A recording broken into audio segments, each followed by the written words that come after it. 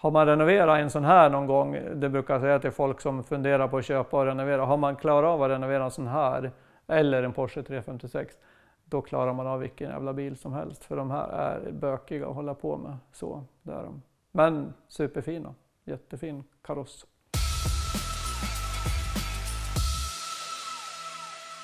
Hallå, hallå. Hej där, välkommen. Tack, tack. Hur är läget? Det är bra tycker jag, njuter av värmen. Varmt och skönt idag, ja. Varmt och skönt, yes. Trevligt besök också. Ja, tack. Ja. Idag ska vi titta på folkvagn. Jajamän, spännande. Ja, och du har ju inte bara bilar. Nej, har inte. Har lite jobb med folkvagnar också. En riktig folkanörd då, kan man säga. Ja, det kan man säga.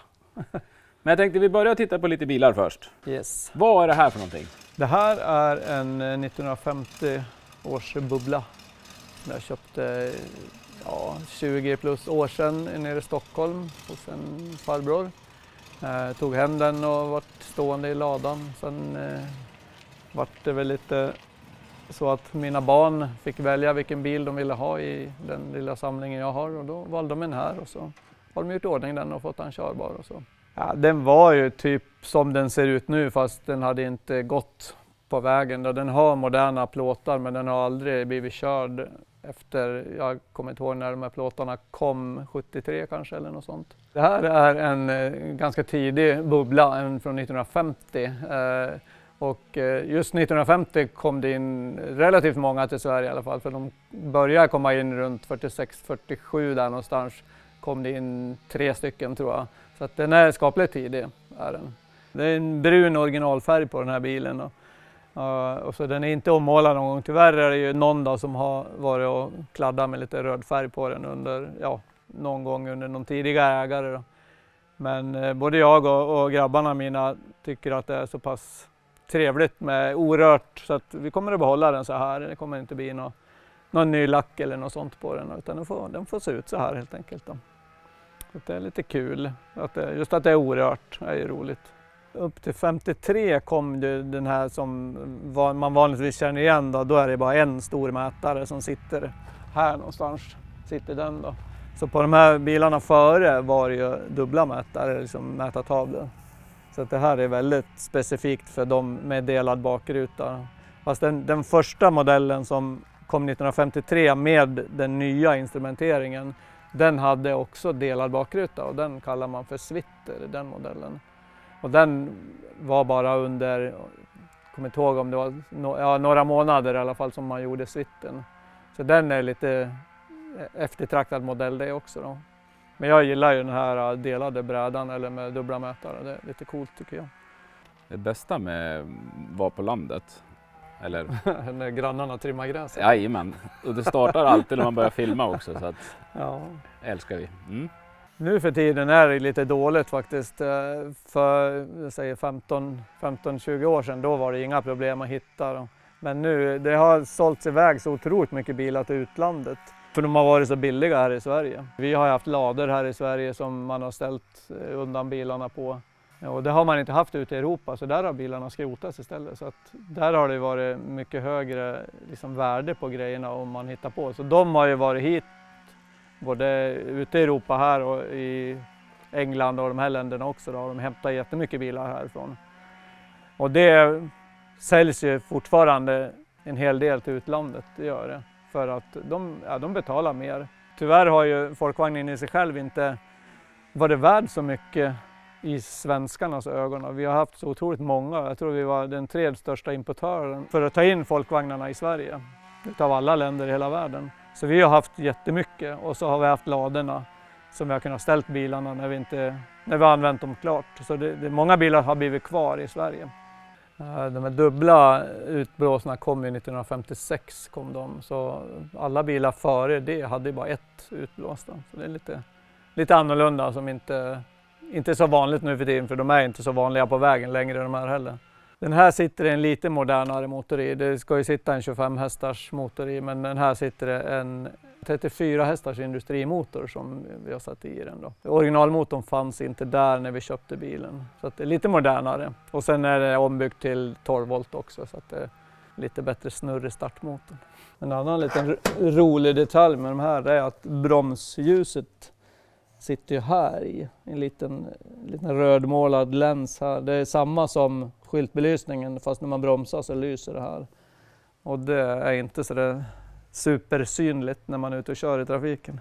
Här har vi en till folkvagn. Jajamän, det är ett ladefynd från Orsa, är det från 1961 som jag hittade för 2 år sedan ungefär. Fått den körbar nu så att den är på rull, den går att köra men den har inte moderna papper. Så att vi får se om vi ska göra någon ursprungskontroll och få in den i registret igen här. Mot en 50-talare så är det ju i huvudsak rutorna är lite högre på dem, bakrutan är lite större. Instrumenteringen är lite annorlunda. Så här är väl egentligen den vanligaste instrumentbrädan i bubblorna som de ser ut. Sen är det jättemycket små detaljer med inredningar och sådana där saker skiljer ju också såklart. Lite lortigt och grisigt och så. Där sitter en 34 hästars motor i den här. 34 hästar kom 1961, så det är första året med den motorn. Före det var det 30 hästars motorer och sen på de här med delarbakruta var det 25 hästars. Ja, det här är en 1960 års soltaksbubbla är det, som jag har renoverat för, den har varit klar i 10 år ungefär har den varit klar.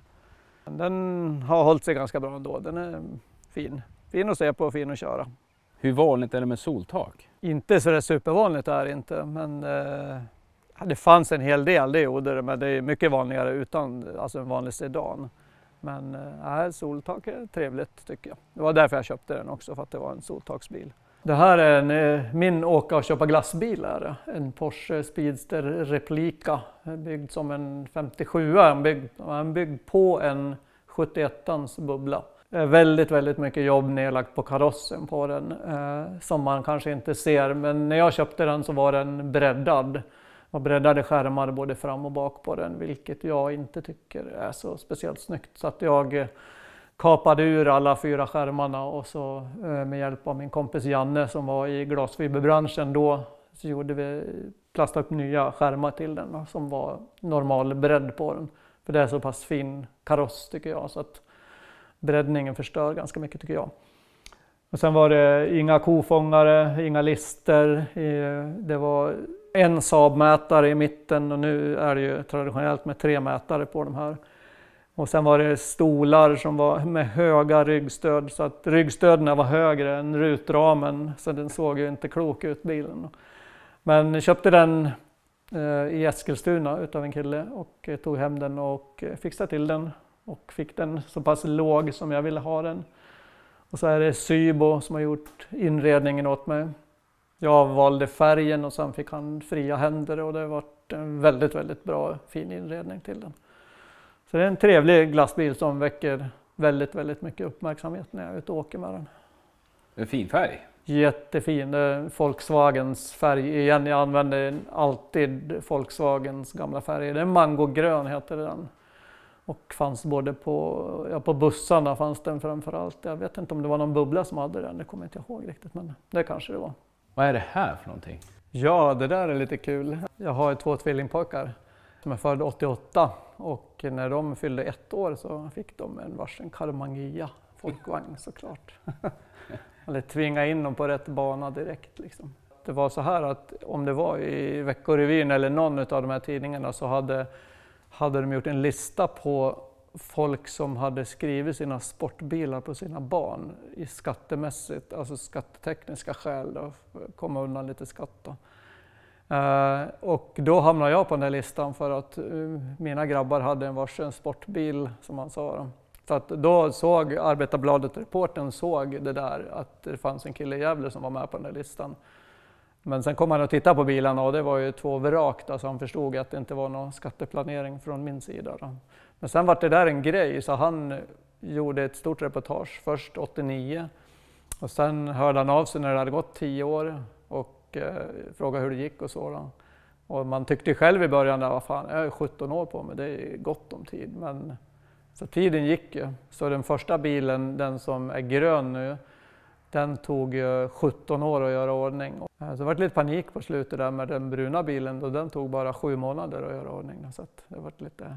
Och när man gör en sån där lång renovering, det var till och från, det gick i flera år emellan, men grejerna hinner ju bli omoderna. Jag hade svetsat igen hela instrumentbrädan och satt i Peugeot-stolar och massa såna grejer. Men sen när det var dags för lackering då, 16 år senare, då var ju det där helt omodernt. Den gröna bilen som tog så lång tid, en sån bil idag hade jag aldrig gett mig på den överhuvudtaget. Men han var ung och oförstående, full av energi. Som historien var, när jag köpte den så var den lackad. Men när de hämtade bilen från lackeringen så på en trailer så körde de i diket och så att bilen välte. Taket var ju helt nedtryckt. Så att jag har bytt taket ända fram längst ner i A-stolparna i samband med den bakskärmen också som också var väldigt rostig här då, så att jag har fått laga upp också. Så att det var väldigt, väldigt mycket plåtjobb på den här bilen. Och hur är det med rost på sån här då? Ja, det är väldigt, väldigt mycket rost där på de här, i princip alltid. För de var inte så supernoga med rostskydd och sånt. Och sen handlar det ofta om att lägga både 3 och 4 plåtar på varann och ingen rostskydd emellan. Så att, de är väldigt rostbenägna de här bilarna. Så att, har man renoverat en sån här någon gång, det brukar jag säga till folk som funderar på att köpa och renovera. Har man klarat av att renovera en sån här eller en Porsche 356, då klarar man av vilken jävla bil som helst. För de här är bökiga att hålla på med. Så, där de. Vad sa man? En Volkswagen i frack sa man en gång i tiden. Så det är ju maskinellt är det precis som en bubbla. Det är samma växellåda, samma framvagn och bakvagn och motor och allting. Det är bara egentligen karossen som är sportigare. Så det är ju inget vrålåk som sådant. Men en otroligt vacker kaross är det. Och byggd av Karmann-fabriken i Tyskland. Det här är en Forca Couleur, mangogrön heter den. Det är samma färg som jag har på min Speedster fast den är blank då. Men jag matterade den, jag kommer inte ihåg hur mycket procent jag matterade den och lackade den själv i ett garage. Jag tänkte att i och med att den var så pass mycket lagad överallt så tänkte jag att vi lägger en professorisk lack på den bara. Men sen tyckte väl Robin att den vart, eller jag också, att den vart så pass ball då, så att vi har behållit den så där helt enkelt då. Lite pinstripping från Ola Torslund där på han. Höjer upp hot rod-känslan lite grann, för det var tanken att det skulle bli lite hot rod-stuk på den. Här har vi till då. Ja, det här är Alexanders bil och den som tog bara 7 månader att göra, så att det var lite, inga hastjobb vart det väl inte, men det var lite mer stress för pappan. Det var en hel del rost på den här också, så var en baksmäll i rumpan så att jag fick sätta upp den i riktbänken och dra ut den lite i rumpan först. Ja, det var ju rätt så bra skick på den, men Karmann Ghia är ju rostiga, så är det. Så att det var några timmar med svetsen också, det var det. Den är lackad i en Texas-brun Volkswagen Couleur och så är det luftfjädring på den och det är en Corvair 6, en 6-cylindrig skeva motor i bak i rumpan på den. Så att den har väl rullat på och gått bra för den, men nu är det väl lite service på den och på motorn och så lite oljeläckage och sånt där som jag fått jobba med och kommer att ta bort luftfjädringen. Vi köpte den här luftfjädringen då precis när de grejerna kom till folkvagn och det är liksom 20 år sedan ungefär. Det var ju amerikanskt kit var det, så att jag ska inte döma ut andra saker så, men det känns inte helt rätt så att vi kommer att plocka bort det och sätta på en traditionell fjädring på den bara helt enkelt. Så att det blir lite mer körvänlig igen. Här har du en Ghia till. Ja, precis. Det här är min egen Ghia som en Karmann Ghia, en lowlight Ghia är det, som är lite annorlunda mot för pojkarnas Ghior. De ser lite annorlunda ut i fronten. Allra helst ser man på strålkastarna sitter lite lägre, det är lite mindre luftintag på dem och så. Men det är en bil som jag också har haft i 20 år typ, men aldrig hunnit gjort någonting med. Men nu har jag äntligen börjat med den för att doppa den och då har det dykt upp en massa gamla lagningar och så. Och det är väl ungefär så här i det här skicket de kan se ut när de är orenoverade, så är det väldigt, väldigt mycket rost på väldigt, väldigt konstiga ställen också. Så här ser det ut ungefär när man börjar. Ja, det här är det är fortfarande en bubbla 1955 Cabriolet som är min bil också, som jag haft i 20 plus år, som jag äntligen har börjat greja med lite grann och vi har varit syradoppad den. Det här vart kvar ungefär tänkte jag säga. Så att det kommer att bli lite nya trösklar och lite sådana grejer. Jag håller på med chassit inne i andra delen av verkstaden. Så jag ska bygga upp chassit först. Sen ska jag utgå från chassit och bygga uppåt från nya trösklar och kabbalkar och sånt. Och sen fixa till de här delarna lite löst. När de är så här löst då är de lätt att vända och snurra på grejer och laga upp dem så gott som. Sen ska det paras ihop och förhoppningsvis upp i riktbänken och sen ska allting helt svetsas ihop. Och förhoppningsvis bli en trevlig cabriolet till mig. Men den här bilen har ju fått stå tillbaka lite grann nu under de senaste 20 åren här och min andra cabriolet också. På grund av att jag har stått och tillverkat plåtdelar till andra människor runt om i hela världen nu i 22 år. Vilket jag tyckte har varit fantastiska 22 år. Det är helt underbart att få jobba med sin dröm och stå och tillverka plåtdelar. Det är helt fantastiskt. Jag driver en firma som heter Wolf Parts and Metal Restoration. Håller på att tillverka plåtdelar till gamla folkvagnar i Bubblan. Från slutet på 40-talet till 60, det är de jag har specialiserat mig på. Bubblan har ju varit en hobby från början och då när jag renoverade bilar på tidigt 80-tal så fanns det ju ingenting att köpa som var utav någon kvalitet överhuvudtaget. Och sen det som fanns, ja men det kunde passa till 10-20 olika årsmodeller men det såg inte rätt ut för någon av dem. Och det där kroknade man ju på under åren och sen det tog så jävla lång tid att stå och handgöra saker och ting. Så då 2002 så bestämde jag mig för att sluta på mitt jobb på Ericsson som kvalitetsingenjör. Och tänkte att men det där kan man ju prova. Vi bor i Sverige så här har vi både hängslen och livrem tänkte jag. Så att det värsta som kan hända är att jag får söka ett nytt jobb igen om det inte funkar. Men sen har jag hållit på med det här och tillverka plåtdelar till gamla folkvagnar sedan dess. Det är den största delen jag gör. Det är en karosserisida, en främre till en bubbla 1952 till 1960 är den här rätt för. Här är ju en annan plåt som är tillverkad, den främre mellanplåten på bubbla.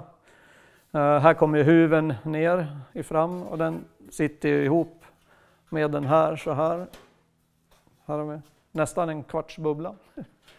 Och så gör jag reservhjulsbaljan också som sitter då innanför. Sitter den här. Här ställer man ju reservhjulet som sitter innanför huven på dem. Så det är lite sådana grejer som jag tillverkar då. Lite stötfångarfästen och mellanplåt bak och ja, torpedspetsar i bak med stötfångarfästen och lite sådana saker. Jag har väl ungefär 60 produkter i mitt sortiment har jag och har en liten webbshop där folk kan gå in och handla från hela världen och säljer väldigt mycket på USA och ute i Europa säljer jag jättemycket också. Så som sagt, inte så mycket i Sverige men det spelar ingen roll idag, det går ju att skicka så att det är inga problem. Det här är min absoluta favoritbil i alla de bilarna jag har. Den här har jag tillbringat ohyggligt mycket tid i och många mil runt om i Europa. Ja, i 20 års tid det också. Som jag åkt ut i Europa ett par gånger varje sommar och fyllt skåpet med plåt och sen åkt iväg på träffar. Typ 2-3 olika helger efter varann. Det är en buss från 1957 och har varit en GB glassbil från första början. Så det sitter en liten glasslucksdörr, ett kylskåpsdörr på. Så den har varit inredd som ett kylskåp förr i tiden. Jag hittade på den i en lada utanför Arlanda och så fick jag köpa den utav honom då för bra många år sedan är det då, över 20 det jag tror jag. Så att den trivs jag i. Ja. Många mil har det blivit. Det sitter en Porsche-motor i den, gör det. En Porsche 911 6 och en 5-växlad låda.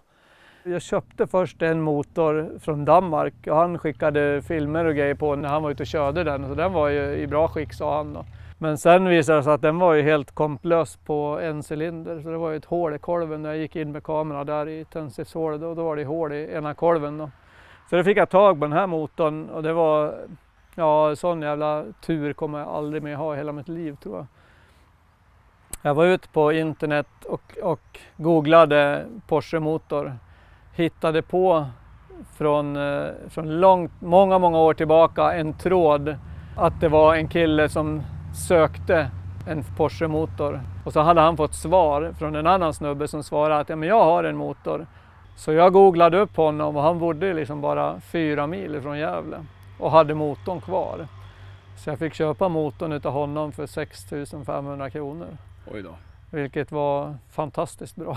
Och den hade inte gått så många mil heller, för de hade byggt om en bil för många år sedan, satt in någon trimmad historia åt någon kund. Och sen hade motorn bara blivit kvar. Och sen så sålde han den. Och jag har ju inte gjort någonting, men nu börjar han ju ryka lite olja och lite sånt, så han skulle behöva en liten genomgång på lite ventiltätningar och lite sådana här saker då.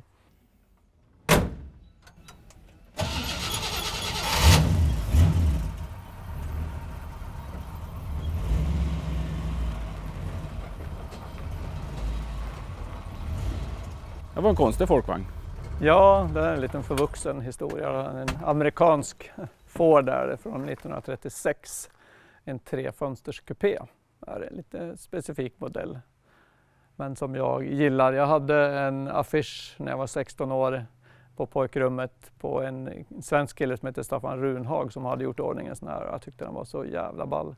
I mars förra året så vart jag erbjuden att köpa en sån här och då tänkte jag ska prova på street rod-livet och se hur det är då. Så fick det bli. Den har en liten hot rod-historia, den här bilen från 58-59 ungefär, vart en ordning gjord av en kille i USA. Den var kopparfärgad då utvändigt också, har jag fått höra. Det är inte världens snyggaste inredningsstil tycker jag då, men jag har låtit det vara alltihopa för jag tänker att det får vara så länge. Lite mätare och sånt där har jag bytt och så. Men för övrigt så ser den väl ut utvändigt och så. Jag har satt på reservhjul och sånt där. Jag har satt på själv också för det tycker jag är snyggt. Men det är en sån här vattendelare har jag förstått, men det är ju min bil så. Då gör jag vad jag vill. Det är isatt en skeva motor från en Corvette runt 58 någonstans där har jag för mig. Och det var gjort redan i USA så att det får vara så. Du ska ju sitta en sidventilare i den egentligen men det var gjort så, då får det vara så också då. Jag ville ju köpa den för att jag vill ha en bil att åka med och inte mecka med. Sådana bilar har jag redan som behövs meckas med. Hörru, vilken rolig samling. Ja men tack. Det tycker jag också. Ja men jättefina bilar. Ja tack. Får lite ångest när jag ser den här bilen du ska jobba med. Åren tickar ju iväg och man vet liksom inte hur länge ids jag hålla på eller hur länge kan man hålla på eller sådana saker. Jag ska börja trappa ner nu här i 1 augusti, ska jag börja trappa ner till 50% är det tänkt för att kunna hålla på med mina egna bilar så att jag får dem klar. Ja, men jätteroligt att få se och det ska vara roligt att få se den här klar då och även cabrioleten någon gång i framtiden. Någon gång i framtiden, ja. Absolut. Inom den närmaste 4 åren i alla fall tror jag, som ska vara klar båda två. Ja men då syns vi framöver då. Jajamän, trevligt. Välkommen åter. Hej på det. Hej då.